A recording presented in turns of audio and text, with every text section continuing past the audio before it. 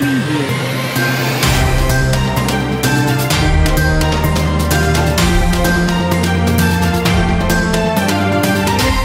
Madame, Messieurs, bonsoir et bienvenue dans le journal sur la Time for Africa. C'est parti pour le sommaire de cette édition. La compagnie aérienne nationale Air Sénégal a réceptionné aujourd'hui son premier aéronef sous la présence du chef de l'État, Macky Sall. Les tarifs du train express régional pourraient être revus à la baisse. C'est l'avis du directeur général de la SENTER. Un incendie s'est déclaré à la société de vente EMZ située à la Cité des Eaux. Beaucoup de dégâts ont été notés. L'actualité internationale et la page sportive mettront fin à cette édition. Tout de suite, le développement. Bienvenue à tous et merci d'être avec nous. Un incendie s'est déclaré à la société de vente de voitures établissement Mbaïgay situé à la Cité des Eaux. Selon les infos, une partie du garage a pris du feu, mais l'incendie a été vite maîtrisé. Pour l'instant, l'origine de l'incendie et les dégâts ne sont pas encore connus.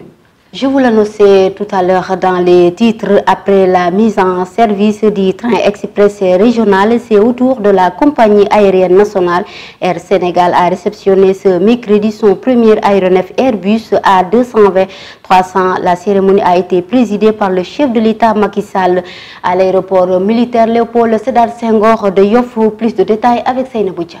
La compagnie aérienne nationale Air Sénégal réceptionnait ce mercredi son premier aéronef Airbus A220-300. La cérémonie a eu lieu ce matin à l'aéroport militaire Léopold Sédar Senghor de Yoff et a été présidée par le chef de l'État Macky Sall. L'A220-300 est l'un des avions monocouloirs de petite capacité les plus efficients au monde. Il est à la fois robuste et raffiné, offrant les mêmes commodités qu'un avion long courrier. De par sa cabine spacieuse, ses sièges de grand confort et ses larges coffres de bagages. Son exploitation est également moins coûteuse avec 25% de moins sur le carburant et sur le rejet des gaz carboniques et 50% de réduction de l'empreinte sonore, révèle le communiqué que nous avons reçu. Le service communication de la compagnie aérienne indique que la cérémonie de livraison de ce nouvel appareil A220-300 sera également placée sous le sceau du futur d'Air Sénégal. Avec la présentation de la première promotion des pilotes cadets et des techniciens en maintenance aéronautique de l'Académie de formation d'Air Sénégal, en partenariat avec l'armée de l'air. Seynabou Dia. Et puis les prix du train express régional pourraient être revus à la baisse. C'est l'avis du directeur général de la société SENTER. Selon lui, des discussions auront lieu avec le chef de l'État.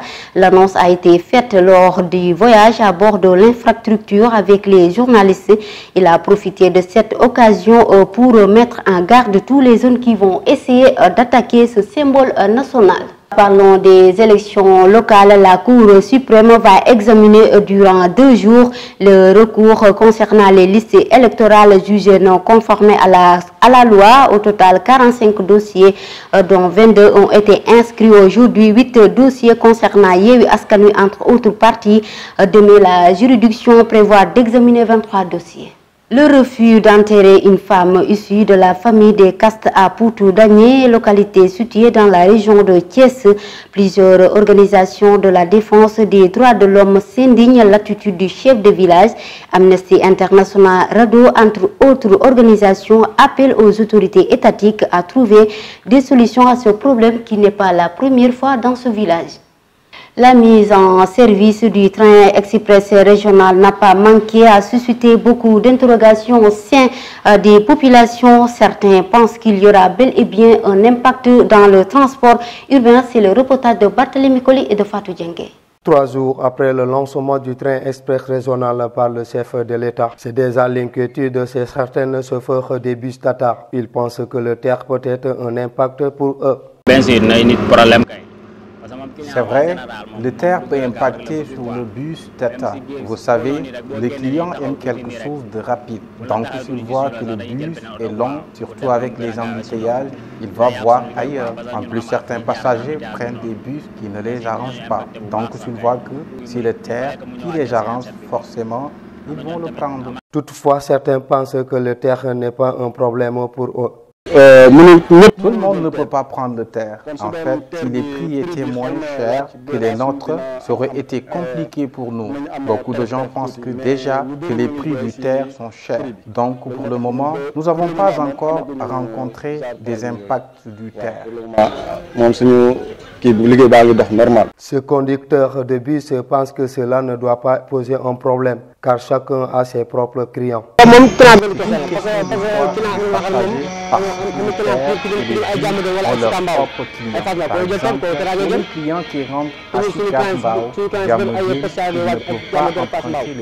Le transport est un moyen essentiel et incontournable dans un pays. L'importance est que chacun puisse utiliser ces deux moyens de transport pour rentrer chez lui. Mais pour une question de temps, certaines personnes n'utiliseront-ils pas le terre au profit des bus Tata? Merci Barthélémy Koli. Au Sénégal, beaucoup de cas de viol sont notés dans les écoles coraniques, un phénomène que fustige bon nombre de citoyens. C'est le reportage de Oumou Kalsoum Diallo. Étudier étant la clé de toute chose, d'où le vertu des écoles coraniques. Cependant, de nos jours-ci, ce secteur prend une autre tournure dès l'instant que les mendiants sont sujets de victimes de viols répétitifs. Ces actes sont dénoncés par certaines personnes. Issa Thioul trouve cet acte très désastreux et appelle à la religion.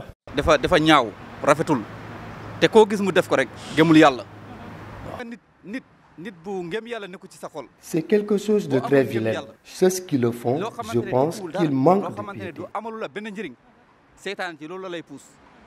Sujet d'actualité, les viols répétitifs sur les mendiants ne cessent d'ouvrir le débat de toutes les bouches. Morphal nous en parle. On le voit dans les actualités, mais c'est quelque chose qu'on déplore vraiment. Les enfants doivent être protégés et non violés, car cela peut même détruire leur avenir. Mère de famille, Adja Bodian dénonce la négligence de certains parents.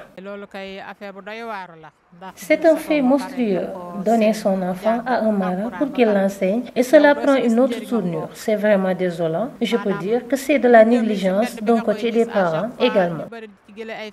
Acte barbare, très mal vu par la population sénégalaise, d'aucuns même font appel aux religions, d'où leur rôle est non seulement de conscientiser, mais également d'éduquer. L'État donc est appelé à sanctionner ces faux maras et ainsi aider à rétablir l'ordre religieux et la préservation des valeurs. Le métier de marchand ambulant n'est pas du tout facile et pour y arriver, beaucoup de jeunes rencontrent d'énormes difficultés. Ousmania est allé à leur rencontre.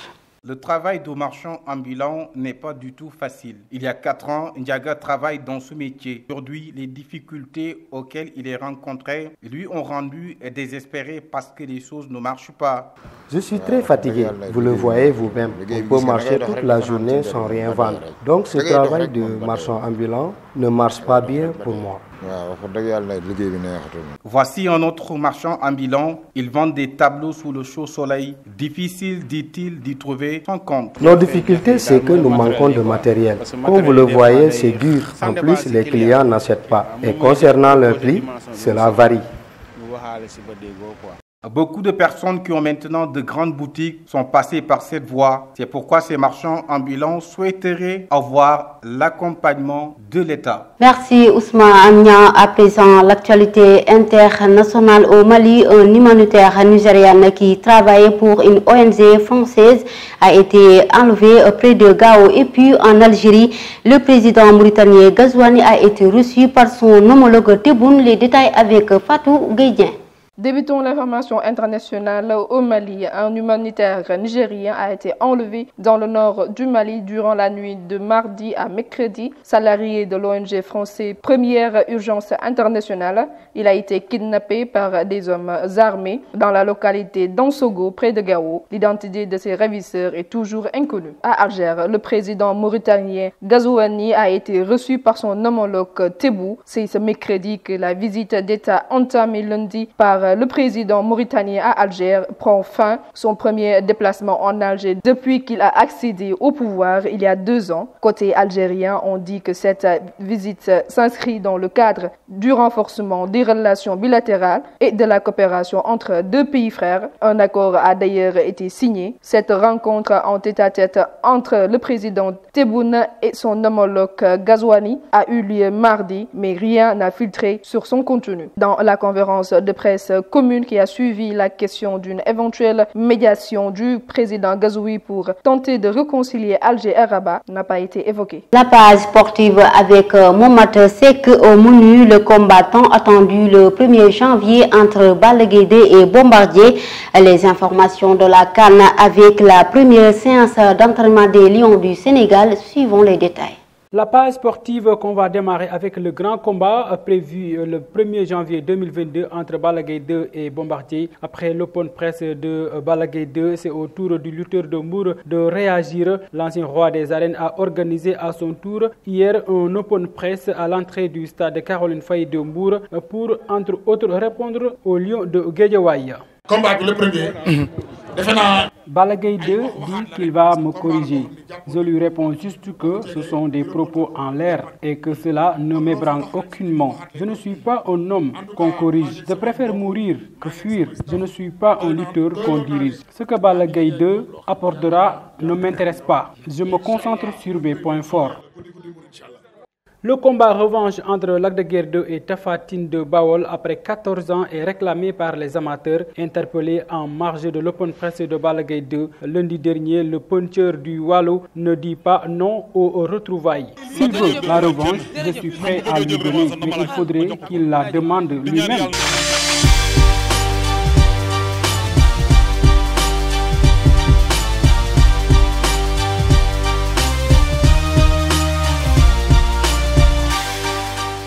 À présent, les informations de la CAN, les Lions du Sénégal ont débuté leur entraînement mardi 28 décembre 2021 au lendemain du début du regroupement. L'équipe nationale va s'entraîner chaque jour non-stop jusqu'au 3 janvier prochain au stade Lat Dior de Thiès. Les entraînements prévus les 31 décembre et 3 janvier seront à huis clos selon le planning envoyé par la Fédération sénégalaise de football. Ceux du 30 décembre et 2 janvier seront ouverts seulement à 15 minutes. Initialement prévu en fin décembre, la traditionnelle cérémonie de remise du drapeau est reportée jusqu'au 3 janvier. L'annonce est faite par le président de la Fédération sénégalaise de football, Maître Augustin Senghor. Les Lions vont quitter le Sénégal le 4 janvier prochain. L'on ne sait pas encore à quelle heure. Un match amical est en gestion au Cameroun. Jusqu'ici, rien n'a été ficelé pour remplacer le match amical annulé contre le Rwanda. Mais un adversaire pourrait être trouvé sur place. Le Sénégal, qui sera au Cameroun au moins 5 jours avant son premier match,